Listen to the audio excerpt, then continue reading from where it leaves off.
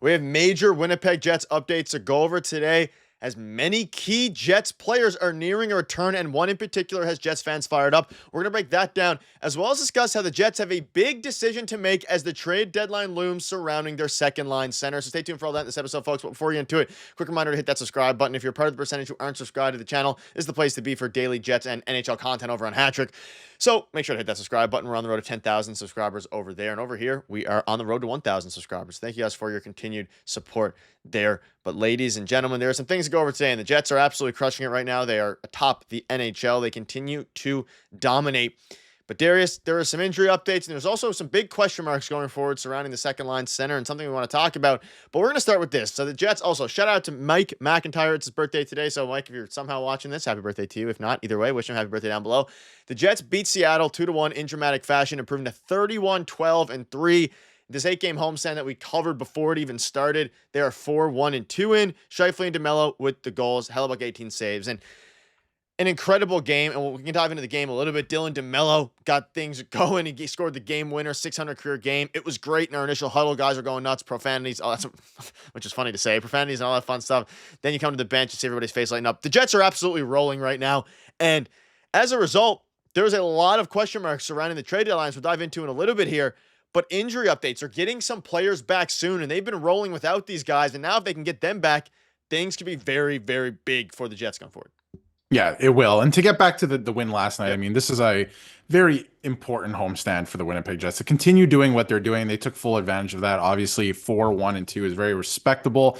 Obviously, picking up a ton of points in this homestand as they head out on the road now for the first time in quite a while in Calgary. And, Dylan DeMello leading the way yesterday. Great game. He's always been a great defensive defenseman for the Winnipeg Jets, but obviously getting that last minute winner there, which was a lot of fun. And obviously profanities, like you said, that's hilarious just to say it like that. But, the vibes are very high. That's the point in Winnipeg right now. The vibes are very high with this team, the fan base, everyone's loving the work that they're putting in. They are well on their way, you would think, to finishing first in the Central Division. Obviously, the Minnesota Wild just got news that Kirill Kaprizov is on LTIR, so that helps the Winnipeg Jets case a little bit more. Obviously, the Colorado Avalanche are there as well, but the Jets have been playing some great hockey, and Dylan DeMello leading the way. But we do have some injury updates, like you alluded to, with some pretty big names, honestly. Like, the Jets are getting a lot of regulars back, or quote-unquote regulars, I guess, that will bolster up the lineup, but they're going to have to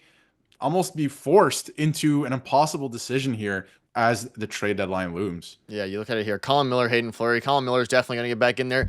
Hayden Fleury was playing very well before he went out with his injury. And as you look at the defense, which we'll get into in a little bit here, the Jets' Marty Johnson quickly said the plan is to talk to the medical staff today after practice to see how they feel, but we're certainly pushing them fairly hard at this point. So it seems that a return is imminent. It sounds like Miller and Fleury could be options soon. When Johnson deferred to Scott Arniel's next availability on that, I think that's something Scott can answer. But the good news is that we're getting healthy bodies back and they're progressing really well. And I mean, the decision regarding the defense is going to be interesting because Ville Heinola, Logan Stanley, one of those, if not both of those guys, are going to come out here. And with Colin Miller, Hayden Fleury, the issue is now the team is actually, now Logan Stanley hasn't been playing well, but the team has been playing so well that maybe there's a bit of hesitancy regarding who they choose to bring back, whether it's both of them. We know Colin Miller will probably get in there, but we also have updates on Nemestikov and Mason Appleton. They're practicing today. Return doesn't seem as imminent as Miller and Fleury. This was their first real skate with a regular group of players. They're missing a lot of players. They crushed it this homestand. Like, they're going to have to be forced into a very difficult decision, both with their defense group and their forwards in Nemestikov and Appleton. Now, obviously, both of those guys are going to factor into the lineup when it comes to what they're going to do at the trade deadline. But even over the next few weeks, as trades start to pick up here, the question gets more difficult, the better the team is without these guys. Yeah, it's going to be very interesting to see what Cheveldayoff has down the stretch here in terms of what he wants to do with this lineup, because we know that they need to add on defense. I think all Jets fans could, agree with that's probably maybe the number one priority at this point, but also I think a center, and this is something I wanted to talk about in this video, but in terms of the defense, like you alluded to, Logan Stanley, not been playing well, obviously. When a couple of these guys come back, you would imagine Colin Miller comes back into the lineup as a full-timer, into the lineup in that last pairing, the third pairing there.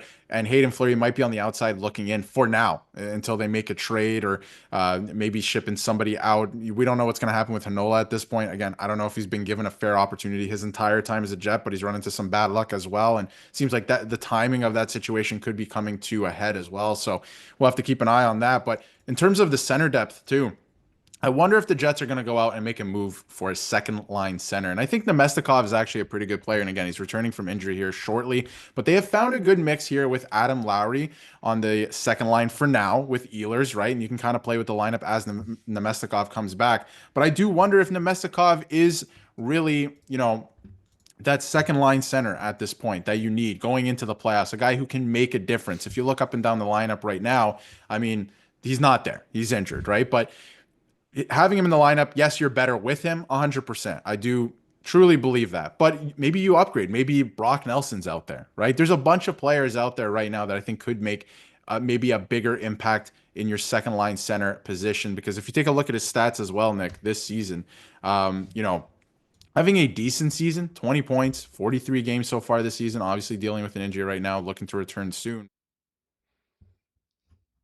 Of minutes, right, for a second line center. He's only put up 20 points playing with a lot of offensive talent on the Jets. So I wonder if the Jets, go out and take a look at acquiring somebody else this deadline to fill in that second line center position. Yeah, and it's very interesting. And as you look at his stats again here, not 44 shots, 20 points, 43 games, 32 years old. He's been important, but as you look at that third line specifically, the third line has been so good since they made this change with the speed of, Kupari being able to be responsible defensively. You have Perfetti who can drive play. You have Nino Niederreiter who can score goals. Like, it fits so well that the big question now will be how this team actually looks going forward with all these guys. And it's a benefit. It's a good thing that they have this quote unquote problem.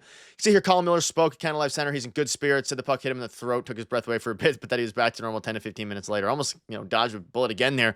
And regarding the defensive core, I mean, you assume that fourth line could just, you're going to factor in Colin Miller, factor in Hayden Fleury, and see how Scott Arniel goes about it. But they have a lot of question marks. And even, we're talking about them almost having a logjam to a degree. And if they want to add a player at the deadline to help improve their chances, obviously Gustafson and Toninato, those guys are both disposable when it comes to, not a huge deal. If they replace them, you bring Kupari back down to the fourth line, Iafallo back down to the fourth line, and go back with the fourth line they've been rocking with Barron, Kupari, and Iafallo. If you get Nemestikov back and you add somebody else, but ultimately it's going to be a huge decision here for the Jets as players start to get healthy.